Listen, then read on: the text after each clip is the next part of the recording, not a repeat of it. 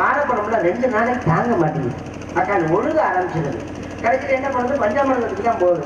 வேணும்னா வாழைப்பழம் வாங்கி சாப்பிட்டு பாருங்க. நான் பழமே சாப்பிடுறது இல்லை. நல்லா இருக்குமா, உடம்புக்கு நல்ல ஆரோக்கியம். வாழைப்பழம் சாப்பிட்றதுனால எவ்வளவு நல்லது தெரியுமா? காலையில் வயக்காட்டில் உட்காந்து முக்கு வாங்க முருகானியா.